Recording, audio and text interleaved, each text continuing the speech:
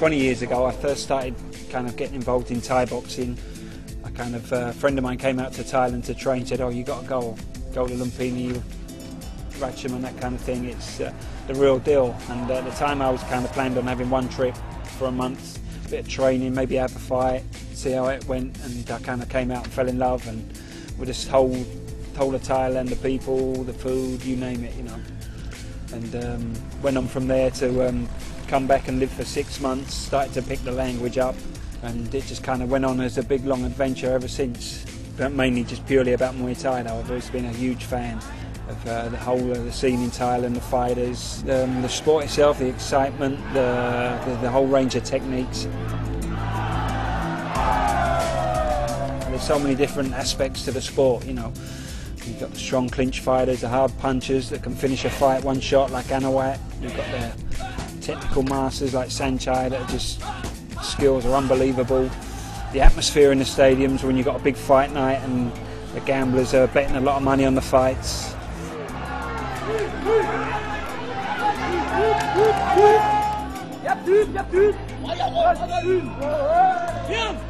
There's still a traditional side to it here now, but it's become more of a business in Thailand itself now. You know, it's more business run around gambling and that kind of thing. It's more of a business now than an actual traditional sport, but it's still deeply rooted in the tradition as well. The fighters still performing the white crew before the fights, and they're wearing what they call krung rung, the mongkon, the papajit, which they wear around the arms. There's still very strong spiritual and sort of traditional overtones about the sport, even though it's very much a business now. You know.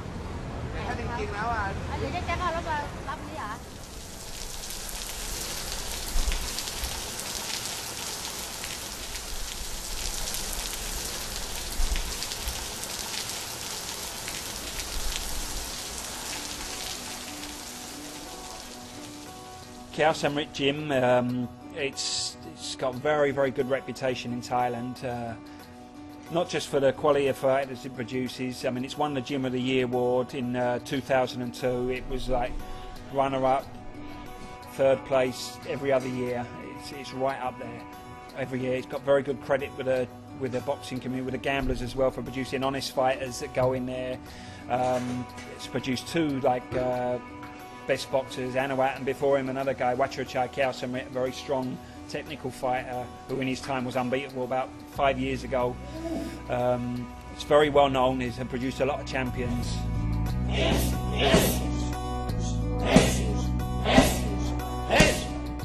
Anawat, basically, I mean, he's very well known in Thailand. He's a superstar in Thailand. There's only ever been 2 fighters to win the Sports Writers a Year award twice. When he won the Sports Fighter of the Year award the first time, he fought a boxer called Singdam Gietmunkau. Singdam won the award the year before, and the year before, just after he won it, they put him in the ring against Anawat at Ratchaman Stadium, and Anawat knocked him out in the 3rd round.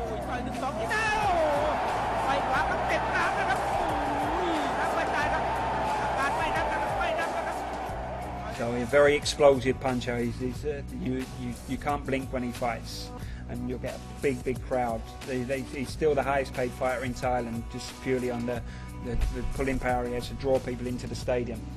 Whether or not he wins or loses, there'll always be a big crowd to bet whether he's going to knock him out or not. I mean, if he doesn't knock his opponent out, chances are he loses comfortably on points. You know, he'll get beaten out pointed.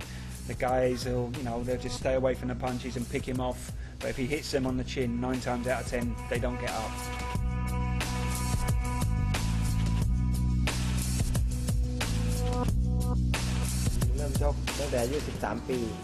He started out fighting when he was 13. He had a friend that was already here. He's actually a relation of the boss, his own wife as well. And he came up with his friend, and first of all, he just came up to help out in the kitchen, cleaning up, that kind of thing. saw the other guys training and fighting, making a name for themselves, and thought, I want to do that too. ครั้งแรกชนะน็อกชอบใจ First fight, he won KO, and that was it. He wanted to, I want more.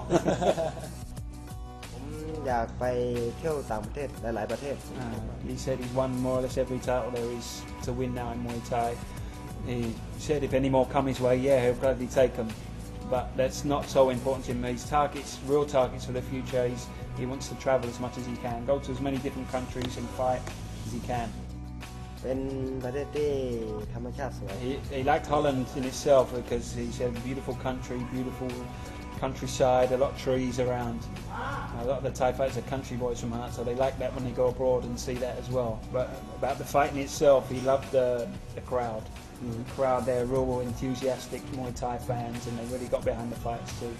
He really liked that. มันคนละอย่างคนไทยจะเชียร์แบบ They're very different like perspectives between the two. Like in Holland, it's like the fans there, they love the style, they love the technique. It's like an art to them, you know, and they like to see the fighters win in a stylish way. In Thailand, they like to see a close fight that they can gamble on. เรื่องหมัดมันต่างกันครับ He said it's difficult to really explain, but he said the Thai fighters tend to have the edge in the technique. Technically, they're that bit sharper, their timing, and their control of the ring, whereas the Dutch fighter is very strong, very hard punches. เดินห้างดูหนัง He likes to go around the malls, go around shopping, that kind of thing, watch movies, but he's a very big game fan. PlayStation 2, you see in his room, he's got stacks of games, and also goes on the computer too.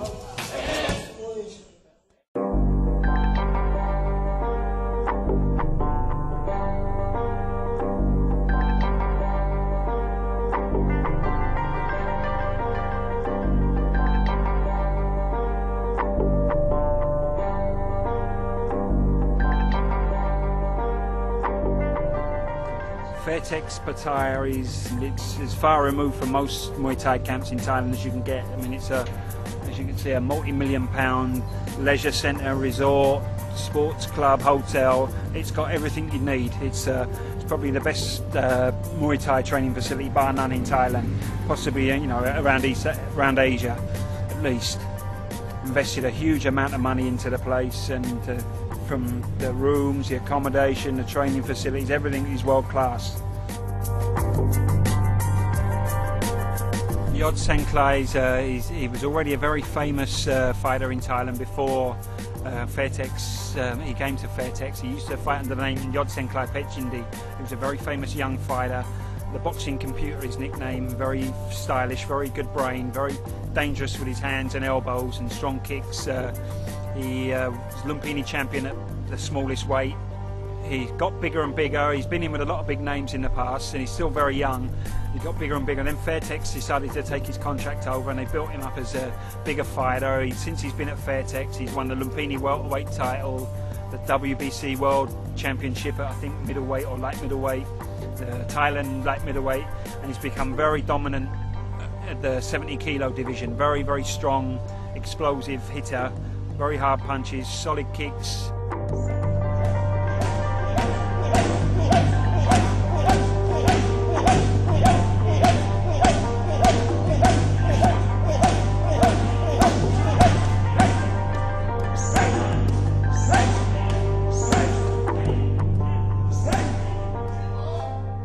ผมชื่อยอดเสียงไกลแฟร์เทคครับก็ผมเริ่มชกมวยตั้งแต่อายุ8 ขวบครับ He had his first fight when he was 8 years old. His fight name Yod Sanklai Fairtex, and he's 22 years old now.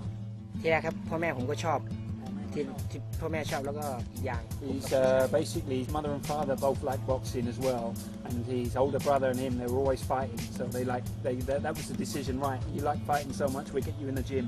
His older brother fought okay, a good level. Yod Kaewsamrit Petchindi, he fought Lumpini, and he fought in a tournament as well. So it's kind of in the blood. ตอนที่ผมมีรายการชกครับ20 วัน So before a fight, 20 to 25 days hard training. He doesn't go anywhere, doesn't leave the gym unless it's just to maybe go out, buy some fruit, buy some, like what they call bamrung, which is like, you know, like some soup or something that the body needs, vitamins, that kind of thing, protein.